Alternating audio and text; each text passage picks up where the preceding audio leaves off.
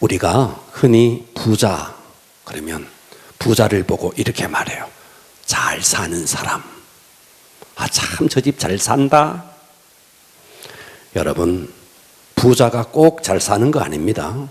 부자는 단지 부자일 뿐이에요. 단지 돈이 많을 뿐이에요. 그 사람을 가지고 잘 산다고 말할 수 없습니다. 비록 경제적으로 좀 궁핍하고 때로 육체의 질병이 있다 할지라도 잘 사는 사람이 있습니다. 그러니까 잘 산다는 말은 돈이 많다는 것과 다릅니다. 잘 산다는 것은 얼마만큼 그분의 가치관이 제대로 정립이 되어 있느냐 하는 것입니다. 자, 그러면 잘 살고 못 사는 것을 결정하는 가장 중요한 열쇠는 그 사람이 가지고 있는 가치관입니다. 그러니까 이 사람이 가지고 있는 가치관이 어떠냐. 그러니까 가치관이라는 것은 바로 뭐냐 하면 자기 안에 내면화돼서 그것으로 하여금 행동을 불러일으키게 만드는 자기 존재의 기준이 가치관입니다. 자, 그러면 사람마다 가치관이 다 달라요. 네. 과거에는 우리가 어떤 가치관을 갖고 있었느냐 하면 부모들은 자식을 위해서 올인했습니다. 그래서 자식을 위해서 다 투자했죠. 예. 왜냐하면 자식이 그분의 가치였기 때문에 자식에게 투자를 했어요. 근데 요즘은 부모들 사이에 이 가치관이 좀 바뀌어집니다. 자식에게 투자해봤자 뭐 필요 없다 뭐 이런 식으로 가치관이 달라집니다. 그렇다면 세상 사람들은 어떤 가치관을 가지고 살아가는데 그리스도인의 가치관은 어떻게 해야 되느냐? 그리스도인의 가치관은 가치관의 소스, 가치관의 원천이 성경이어야 합니다. 성경에서 이 사람이 성경에서 우러나오는 하나님의 말씀이 이 사람의 중심 속에 가치관이 되어야 합니다. 그냥 교회 왔다 갔다 하는 것 말고 성경에서 말하는 하나님의 기준, 하나님의 가치관이 이 사람이 내면 속에 내면화되어서 그 가치관에 의해서 어떤 행동이 나와야 된다는 말이죠. 그러니까 교회 가면 마음 편하다더라, 교회 가면 뭐 경제적으로 뭐 풀린다더라, 사업 잘 된다더라, 이런 게 아닌 성경이 말하는 근본적인 가치, 거기에 내 모든 가치관을 얹을 수 있어야 합니다. 그래서 하나님의 가치관이 곧 나의 가치관이 되어야 하는 거죠. 성경은 자, 요한복음 10장 10절에 이렇게 말해요. 도둑이 오는 것은 도둑질을 하고 마귀를 말하는 겁니다. 마귀는 도둑질하고 우리를 죽이고 멸망시키는 것뿐이다. 그러나 내가, 예수님이죠, 예수님이 온 것은 양으로 생명을 얻게 하고 더 풍성히 얻게 하려 하심이라. 따라서 하나님의 가치관, 곧 예수님의 가치관, 성경적인 가치관, 이 가치관이 그 사람의 내면 속에 내면화되어서 그것이 가치가 되어서 그것으로 인해서 나의 행동을 유발시킬 때 이 사람은 기독교적인 가치관을 가지고 있는 것입니다. 이해가 되십니까? 자, 그래서 우리가 이 땅에서 돈을 많이 벌었다는 게 잘 사는 게 아니고, 건강하게 헤라클레스 같은 건강을 가지고 사는 게 잘 사는 게 아니고, 잘 사는 것은 기독교관의 가치관을 가지고 기독교의 가치관이 내면 속에 내면화되어서 그것으로 하여금 내 행동이 나올 때 이 사람은 잘 사는 겁니다. 동의하셔야 됩니다. 자, 오늘은 여러분들에게 이런 설교를 한번 하려고 합니다. 따라서 합니다. 생명의 면류관을 얻으라. 시작. 생명의 면류관을 얻으라. 자, 생명의 면류관. 자, 여기서 면류관 그러니까 임금이 쓰는 왕관 그거 아닙니다. 생명의 면류관은 가시적으로 눈에 보이는 것이 아닙니다. 생명의 면류관은 영적인 것입니다. 그러면 이 생명의 면류관이 도대체 뭐냐? 그리고 이 생명의 면류관을 내가 받고 싶다고 해서 받아지는 것도 아닙니다.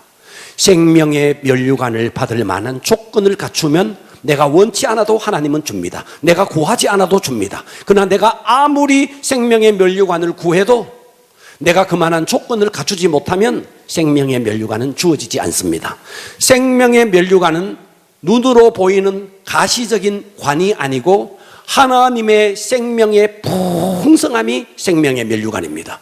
그러면 자, 이 땅에서 생명의 면류관은 하나님의 생명으로 충만한 것이 생명의 면류관이에요.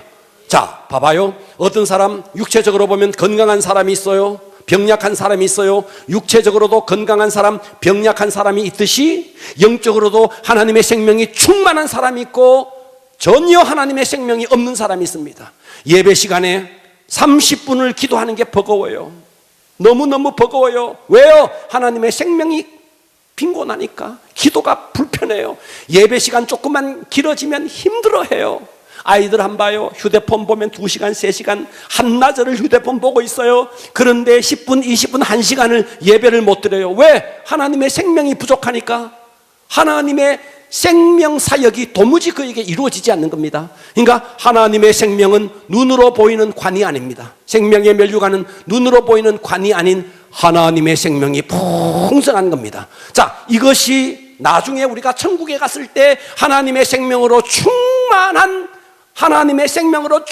사람은 그 땅에서 이 땅에서 누렸던 그가 가지고 있던 하나님의 생명의 풍성함에 걸맞는 권위, 거기에 맞는 위치를 하나님께서 주실 겁니다. 자, 오늘은 생명의 면류관을 얻기 위해서 생명의 면류관을 얻는 조건 2가지를 말씀드릴 겁니다. 귀를 열고 은혜 받기를 바랍니다. 자, 생명의 면류관을 얻는 조건. 첫 번째, 외적 시험인 핍박을 이겨내야 됩니다. 외적 시험. 자, 핍박은 외적으로 오는 겁니다. 핍박은 외적으로 오는 거라고요. 자, 오늘 본문 읽었죠? 계시록 2장 10절 한번 봐봐요. 너는 장차 받을 고난을, 자, 자막을 띄워놓으시고 저를 보겠습니다. 계시록 1장이 있고 2장과 3장은 2장 그리고 3장은 7교회의 사도 요한이 patmos섬에서 쓴 편지입니다. 그렇다고요.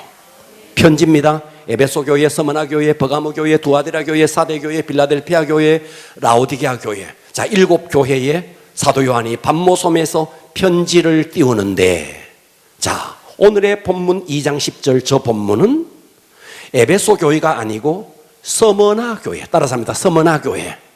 자, 에베소 교회는 초대 교회를 상징적으로 보여주고, 스무나 교회는, 에베소는 초대 교회, 스무나 교회는 초대 교회 이후에 극심한 환난, 극심한 핍박이 있어서 목숨을 예수님 때문에 초계처럼 버렸던 그런 순교 시대를 보여주는 것이 바로 오늘의 저 본문입니다.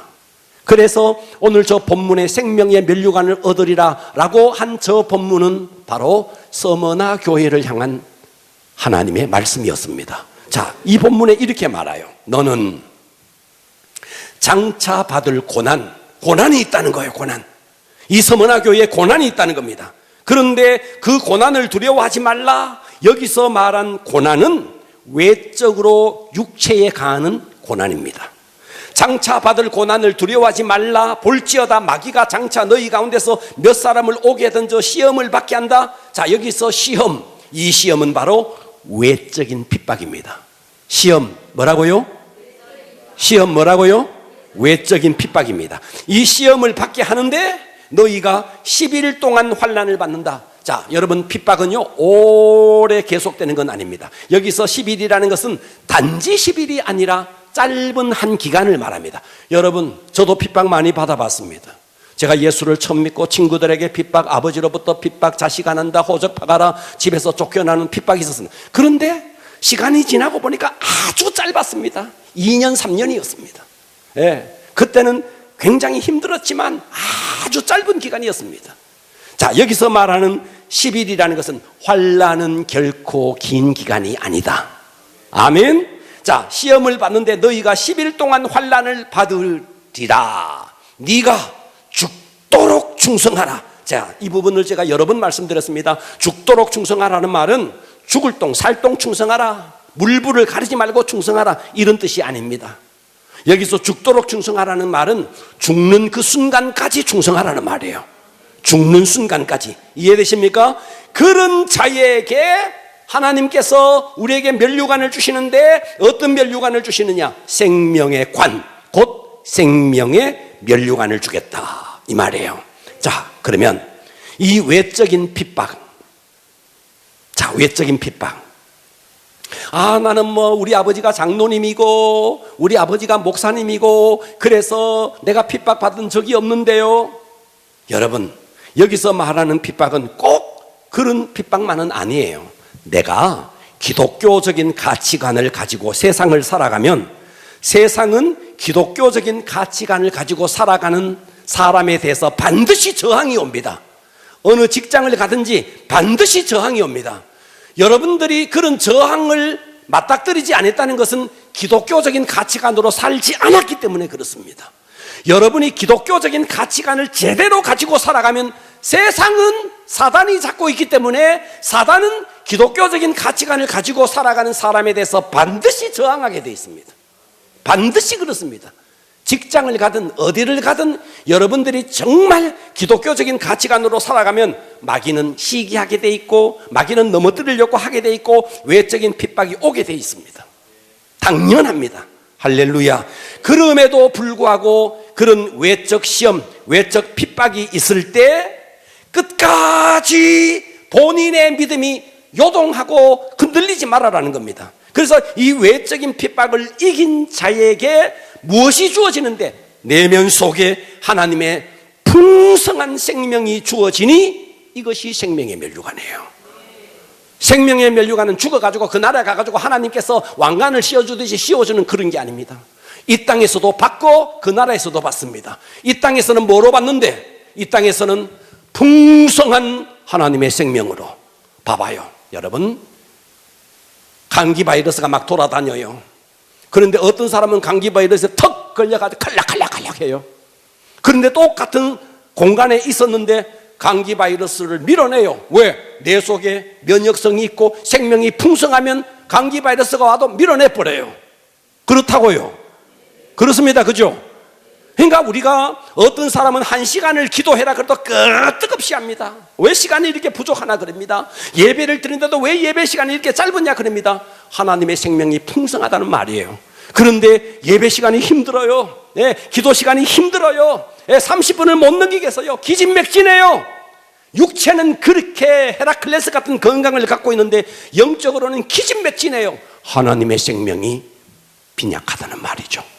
그러니까 생명의 면류관은 내 속에 거하는 풍성한 하나님의 생명입니다. 할렐루야. 자, 그래서 2장 9절, 계시록 2장 9절을 한번 볼까요? 서머나 교회가 그때 당시 어떤 상황이었는가를 9장 10장 10절 9절 10절을 보여주는데 먼저 9절 봅니다. 내가 네 환난 궁핍을 안다. 어느 교회? 서머나 교회. 서머나 교회에 두 가지를 지금 말하고 있습니다. 환난과 궁핍 안다. 환난과 궁핍이 너희 속에 어마어마하게 있구나. 예수님이 그거 다 안다는 겁니다. 그런데 뭐라 그랬는데 실상은 네가 부유한 자다. 할렐루야. 핍박이 있고 고난이 있는데 경제적으로는 궁핍한데 환난이 있고 경제적으로는 궁핍한데 예수님의 눈으로 볼 때 이 서머나 교회는 부유한 자다는 겁니다. 여기에서 두 가지 정보를 우리가 얻을 수 있는데 첫 번째는 뭐냐 하면 환난과 궁핍은 외적으로 환난과 궁핍이 있지만 하나님의 관점에서 볼 때는 외적인 환난, 외적인 궁핍함 속에서도 이 서머나 교회는 내면에 하나님의 생명으로 풍성해서 부유한 자라는 겁니다. 아멘. 여러분, 여기서 부유하다 그러니까 돈 많고 밍크코트 있고 뭐 있고 손가락마다 가락지 다 끼고 할렐루야 이거 아니라는 거예요. 이 사람들은 지금 궁핍해요. 물질적으로는 궁핍해요. 그런데 예수님의 눈으로 볼 때 이 서머나 교회는 부유한 자라는 겁니다. 뭐예요? 하나님의 생명이 풍성하다는 말이에요. 듣고 계십니까? 또 하나의 정보가 있습니다. 그 정보가 뭐냐 하면 자, 그 다음 9절 계속 봐봐요. 실상은 네가 부유한 자라. 자칭 유대인이라 하는 자들의 비방을 예수님이 다 안대요. 알거니와 유대인의 비방을 내가 아는데 실상은 너 그거 유대인 아니야. 그거 사탄의 회야, 사탄의 회당이야. 무슨 말이에요? 여러분, 세상에 기독교적인 가치관을 가지고 살아갈 때 저항이 온다 그랬습니다. 때로는 친구가 핍박하고 직장의 상사가 핍박하고 여러 가지 어려움을 줄 수 있습니다. 그런데 그걸 눈을 열어야 돼요. 그 사람은 직장 상사가 아니고 친구가 아니고 사단의 회당이라는 거예요. 이걸 아시라. 그러니까 여러분을 핍박하는 것을 사람이라고 생각하면 사람에 대해서 원망하는 거예요. 근데 그게 사람이 아니고 뭐라 그랬어요? 사단의 회당이라는 거예요. 자, 유대인이 있었습니다. 자, 이 서머나 교회가 있는데 서머나라는 도시가 있습니다. 이 서머나라는 도시에 유대인들이 가서 이 서머나라는 도시에 살았습니다. 그런데 이 서머나 도시에는 유대인도 있고 기독교인도 있는데 저 기독교인들이 예수 믿고 천당 간다 그러고 할례도 안 받고 율법도 안 지키고 그런 자들이 천당 간다. 그런데 유대인들은 율법 다 지키고 할례 받고 그런데도 천당 갈동말동 하는데 저것들이 대도 안 한 것들이 선택된 백성인 우리를 다 밀쳐내고 저거가 하나님의 백성이다. 이제 오바이트가 막 나오는 겁니다. 유대인들이 이방인들을 보니까 이방인 기독교인들 이해가 가세요? 그래서 이 유대인들이요, 저 기독교인들의 비리가 어딨나 찾았습니다.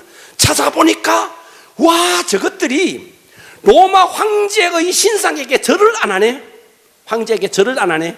오직 하나님만 섬긴다 그러면서 그 절을 안 하네. 그래서 이 유대인들이 로마의 정부에다가 고소를 했습니다. 고소를 해서 저 유대인들은 당신의 그 황제의 신상에 절을 하지 않습니다. 유대인들이 로마 정부에서 유대인들의 고소를 듣고 가만히 살펴보니까 정말 이 기독교인들이 로마의 황제의 신상에게 절을 안 합니다. 그래서 무차별하게 기독교인들을 핍박하기 시작했습니다. 할렐루야. 자, 10절을 한번 봐봐요. 다시. 너는 장차, 그러니까 그들은 하나님과의 그 말씀을 지키기 위해서 황제의 신상 앞에 절을 하지 않았습니다. 그로 말미암아 너는 장차 받을 고난, 어마어마한 고난이 왔습니다. 두려워하지 마라. 여러분, 이때 당시에 AD 95년에 이 요한계시록이 AD 95년에 쓰여졌는데 얼마 후에 이 서머나 교회의 당시의 지도자가 폴리갑이었습니다. 사도 요한의 제자 폴리갑이었습니다. 폴리갑은 교회 안에서도 상당히 존경을 받았지만 교회 밖의 사람들에게도 상당히 존경받았습니다. 이때 폴리갑의 나이가 86세였습니다. 많이 살았죠. 유대인들의 고발에 의해서 로마 정부에서 나왔습니다. 그래서 폴리갑에게 이렇게 말합니다. 당신이 예수는 나의 주인이 아니고 로마 황제 가이사가 나의 주인입니다. 한마디만 말하면 우리는 당신의 고결한 인격을 존중해서 풀어주겠소. 그때 폴리갑이 이렇게 말하죠. 그동안 86년 동안 내가 섬겨온 주님은 단 한 번도 나를 배신한 적이 없는데 내가 이 시간 86살이나 산 내가 이 마지막 순간에 어찌 예수 그리스도를 배반할 수 있겠소. 그리고 그랬더니 로마 정부에서 아주 막 열을 받아서 장작더미를 이렇게 쌓고 그 장작더미에 기름을 팍 끼얹습니다. 그리고 말합니다. 당신을 저 장작더미 위에 올려서 죽일 것이요. 이 자리에서 한 번만 고백하시오. 나의 주인은 예수가 아니고 나의 주인은 가이사요. 한 번만 이걸 고백하면 당신은 살려주겠소. 그때 폴리갑이 이렇게 말합니다. 당신들 똑똑하게 들으시오. 이 불은 잠시 후면 꺼지지만 하나님의 진노의 불은 영원할 것이요. 만일 당신들이 하나님과 예수 그리스도를 거절하면 당신들은 영원한 불에 그곳에 떨어질 것이요. 그랬더니 이 로마 정부에서 파견된 군사들이 열을 받아가지고 폴리갑을 장작더미 위에 올려놓고 불을 쏴 질렀습니다. 네. 그런데 폴리갑은 그 죽는 그 순간까지 죽도록 충성하라, 죽는 그 순간까지 하나님을 배신하지 않았습니다. 할렐루야. 여러분, 우리가 얼마나 변덕이 심합니까? 그 이후에 폴리갑 이후에 수많은 순교의 피가 있었습니다. 여러분, 생명의 면류관은 성경의 가치관에 의해서 세상에 저항이 올지라도 그것에 연연하지 않고 살아갈 때 이 속에 주어지는 풍성한 하나님의 생명이 생명의 면류관입니다. 이 생명의 면류관이 여러분의 것이 되기를 바랍니다. 자, 며칠 전에 제가 이런 간증을 들었습니다. 자그마한 중소기업을 운영하는 사장이었습니다. 이분이 롤 모델로 삼았던 사람이 이랜드의 박성수 회장이었습니다. 이 사람은 조그마한 그런 중소기업을 운영하는데 박성수 사장이 이 사람의 롤 모델이어서 박성수 사장은 어떻게 기업을 운영하나 그분을 연구했습니다. 연구해 보니까 박성수 회장은 철저하게 세금을 탈세하지 않고 철저하게 세금을 납부하는 겁니다. 박성수 사장은 어떻게 하면 세금을 좀 적게 내나가 아니라 어떻게 하면 세금을 더 많이 내나, 어떻게 하면 내가 돈을 많이 벌어서 국가에 유익을 주는 세금을 많이 내나, 이거를 본 겁니다. 책도 보면서 박성수 회장을 연구해 봤더니 이 사람은 기업을 하는 목적이 국가에 유익을 주기 위해서, 세금을 많이 내기 위해서 이렇게 돈을 번다. 그래서 이 사람도 조금도 탈세하지 않고 세금을 내기 시작했습니다.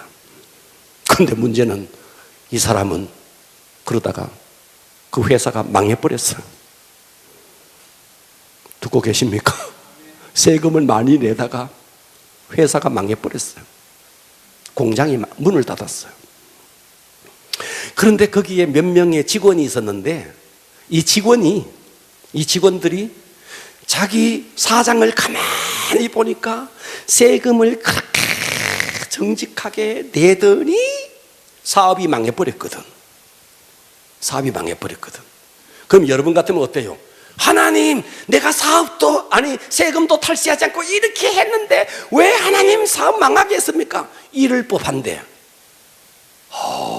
이 사장은 그래도 조금도 얼굴 색깔 하나 변하지 않고, 하나님에 대해서 대항하지 않고, 하나님에 대해서 욕하지 않고, 그럼에도 불구하고 철저하게 신앙생활을 하는 것을 그 회사의 직원들이 이 사장을 보게 된 겁니다. 그러면서 그 회사 직원들이 결론을 내렸습니다. 와, 우리 사장님이 믿는 하나님은 진짜다. 반응이 없으시네요. 우리 사장님이 믿는 하나님은 진짜다. 이런 어려움 속에서도 저렇게 하나님에 대해서 저항하지 않고, 하나님에 대해서 욕하지 않고, 그럼에도 불구하고 사업은 망했지만 꿋꿋하게 신앙생활 요동하지 않고, 하나님에 대해서 푸념하지 않고 저렇게 신앙생활하는 모습에 그 회사의 사원들이 다 감동을 받았습니다. 그래서 사업은 망했는데 그 회사 종업원 100%를 전도한 겁니다. 듣고 계십니까? 100%를 전도한 겁니다. 그래서 회사 종업원들이 교회를 다 나오기 시작했습니다. 그래서 목사님이 물어봤어요. 어떻게 왔느냐고.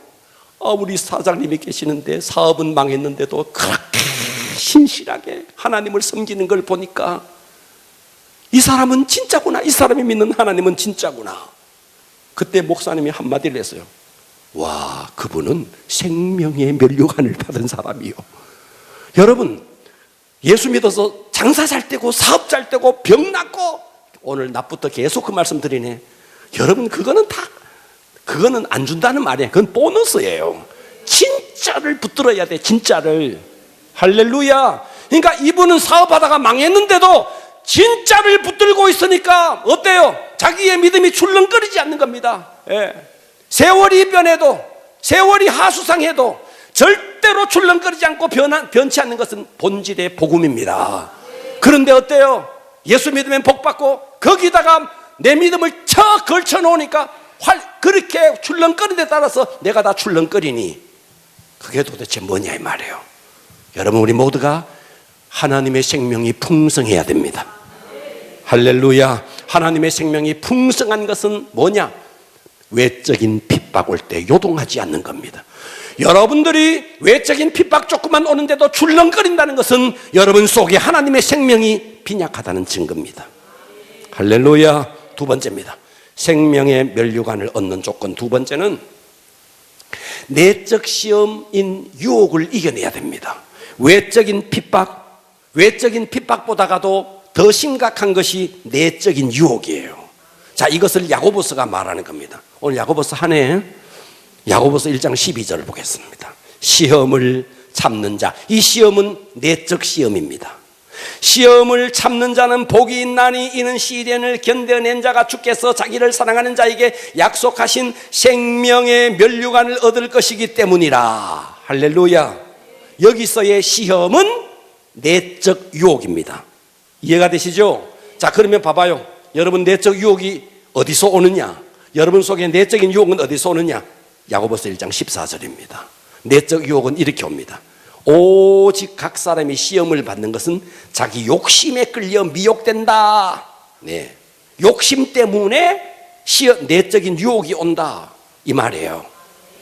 여러분 속에 욕심이 없는 사람은 없습니다. 모든 사람은 다 욕심이 있습니다. 그런데 그 욕심이 의로운 욕심이 있고 아름다운 욕심, 그런데 잘못된 욕심이 있다는 거예요. 자, 우리 인간에게 가장 기본적으로 가지고 있는 욕구, 식욕, 수면욕, 성욕, 자, 이 세 가지가 있다 그래요. 이건 기본적인 욕구예요. 자, 기본적인 욕구 자체는 죄가 아닙니다. 죄가 아니라고요. 할렐루야. 그런데 이것이 어때요? 선을 넘어버리면 가정이 파괴가 되고 선을 넘으면 그게 죄가 되는 거예요. 자, 우리가 돈을 벌고자 하는 욕구는요, 건강한 욕구는 좋은 겁니다. 근데 그것이 선을 넘어버리면 그게 죄가 되는 거예요. 권력, 하나님께서 주신 권력을 아름답게 사용하면 권력은 아름다운 거예요. 그런데 그것을 아름답게 쓰지 못하면 권력은 죄가 되는 거예요. 할렐루야. 예. 자, 지난 정권에서 12.3 어쩌고 저쩌고 이런 그런 비상계엄 일어난 이런 일들이 있었습니다. 자, 여러분, 그들은 이렇게 말했어요. 대통령에게 주어진 고유의 권한이다. 맞아요. 고유의 권한 맞아요. 그러나 칼은 말이죠. 칼은 어떠냐면요, 칼집에 있을 때 능력이 있는 겁니다. 칼은, 듣고 계시죠? 칼은 칼집에 꽂혀 있을 때 능력이 있는 겁니다. 칼이 말이죠, 칼집에서 나가지고 아무렇게나 돌아다니면요, 그거는 능력이 아니에요. 그건 위험한 거예요. 위험한 거라고요. 저는 전 정권의 그분에 대해서 개인적으로 이렇게 생각해요. 정치의 경험이 너무 없으니까, 물론 심정은 이해하려고는 해요. 이해 안 가는 말은 아니에요. 그러나 대통령에게 주어진 고유의 권한이라고 해서 마음대로 사용하는 것은 죄가 되는 거예요. 죄가 되는 것입니다. 여러분, 건강한 욕구는 좋은 겁니다. 그러나 이것이 그 선을 넘으면 죄가 되는 것입니다. 할렐루야. 그래서 야고보서 1장 15절을 봅니다. 욕심이 아들을 낳았어요. 죄라는 아들을 낳았어요. 욕심이 잉태해서 죄라는 아들을 낳았어요. 죄가 또 아들을 낳았어요. 사망이라는 아들을 낳았어요. 그래서 욕심의 아들은 죄고 죄의 아들은 사망인 겁니다. 듣고 계십니까? 돈에 대한 욕심, 권력에 대한 욕심, 이 모든 것이 욕심이 되어버리면 어떻게 되는데 그게 죄고 그게 끝은 뭔데 사망이다 하는 것입니다. 할렐루야. 그래서 우리는 모든 내 속의 욕심은 시험은 뭐로 오는데 내 속에 있는 욕심으로 온다. 욕심이 죄를 낳고 결국은 그 죄가 아들을 낳으니 그게 뭔데 내 영혼의 생명이 고갈되는 사망이다 하는 겁니다. 그래서 우리는 외적인 핍박을 견뎌내야 되고 그 다음에 내적인 유혹은 욕심으로부터 옵니다. 욕심을 차단해야 됩니다. 할렐루야. 욕심이 아들을 낳으면 죄가 아들을 낳으면 사망인데 모든 내 속의 욕심은 죄는 욕심으로부터 옵니다. 15절 다시 한번 봐봐요. 다 같이 한번 읽어보겠습니다. 시작. 욕심이 잉태한 즉 죄를 낳고 죄가 장성한 즉 사망을 낳느니라. 욕심의 아들이 뭐라고요? 욕심의 아들이 뭐라고요? 죄의 아들이 뭐라고요? 네. 여러분, 내가 죄를 지어요.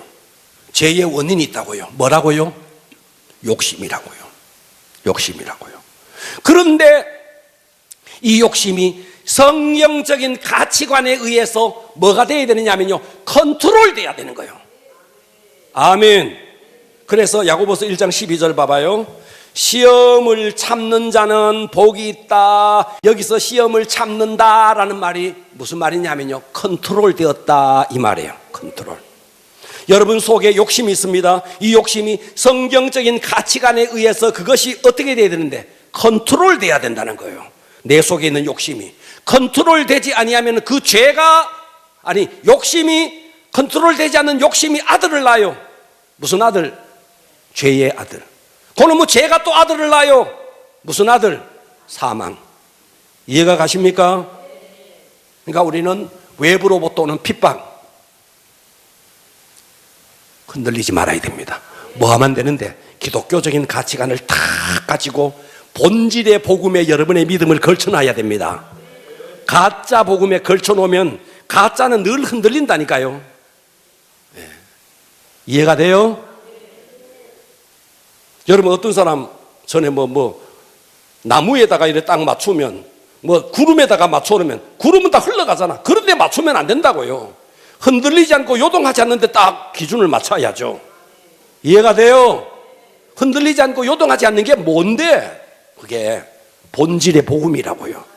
여기다가 내 믿음을 다 걸쳐놔야 되는데 형통복음, 성공복음, 번영복음 어쩌고 저쩌고 예수 믿으면 어떻게 되고 그거는요 흔들립니다. 언제나 출렁거립니다. 거기다가 척 걸쳐놓으니까 조석으로 바뀝니다. 아침에는 해가 맑았는데 점심에는 아주 천둥이 치고 밤에는 먹구름이 뒤덮이고 완전히. 자, 야고보서 1장 4절 보겠습니다. 인내를 온전히 이루라. 이는 너희로 온전하고 구비하여 조금 더 부족함이 없게 하려 함이라. 결국은 생명의 면류관을 받으면 이 속에 생명이 풍성해지는데 1장 4절은 뭐까지 갖춰지느냐 하면요, 인격까지 갖춰진다는 겁니다. 예수를 제대로 믿으면 풍성한 인격자가 되는 것입니다. 그 롤 모델이 예수 그리스도십니다. 할렐루야. 언젠가 우리 천국에 갈 겁니다. 천국에 가면 우리가 살아온 삶의 발자국들을 쫙 보고 예수님이 말할 겁니다. 김 집사야, 너 잘 살았구나. 이 집사야, 너 잘 살았구나. 생명의 면류관을 너가 받으렴. 이 생명의 면류관이 여러분의 것이 되기를 축복합니다. 기도하겠습니다.